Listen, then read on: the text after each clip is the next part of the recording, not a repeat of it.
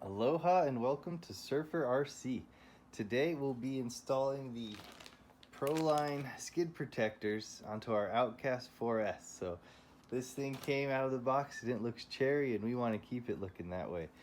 So when we take a look, we'll also be doing a little bit of reinforcing on the inside as well. As you can see, it's already come from the factory. You can already see some wear marks here and here. And then again toward the front right here. Not really so much there. Also on the front bumper, you can see there's a little bit here and here. So that tells me the truck is already putting some pressure on this shell. So if we come up, take a look, you can kind of see why.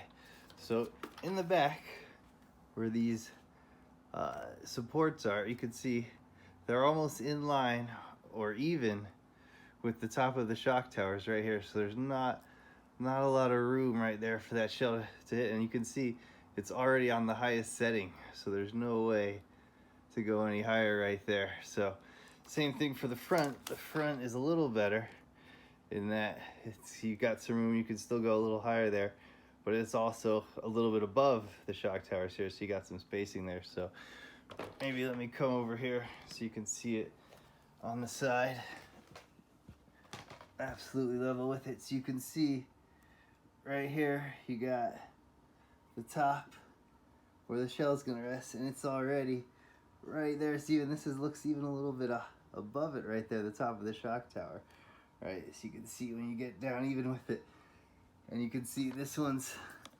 right there, it's already on the tallest one, so you can only bring it down. Whereas here you got these ones, right? And here you can see you got a little more room. You can bring it up 1 or 2, but it's already clearing it. You got a good 1/4 inch right there. So, whereas in the back, there's none. So, pretty much tells me we're gonna have to do some reinforcing, or that's gonna wear through rather quickly. And I've seen in other videos. So, we're gonna reinforce this part of the truck along with the front bumper, because it seems like it's hitting along the inside right here a little bit as well. And then we'll do the back. And we'll come back and take a look to see exactly where we want to put the skids, kind of play around with it to see where it's going to hit and land, to make sure that we maximize those. So let's get to it. All right, so we got the top skid plates on the roof, so those are ready to go. And then I reinforced the bottom of the shell. So you can see in the rear here, got the Gorilla Tape for those major wear marks where the shock towers are.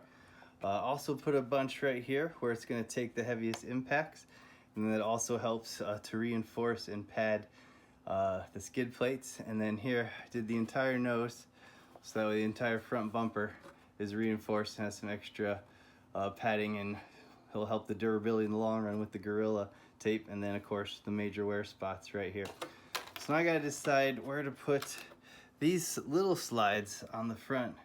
And with these, the truck curves so much that if I put them toward the corners right here where I normally would, the front curves to where they might be ineffective. So I probably got to move them closer to here, maybe to protect the body clip mounts a little more, because out here with that curve, like I'm telling you, it's not going to be as effective, right? So if we look at it upside down here, bring you over here.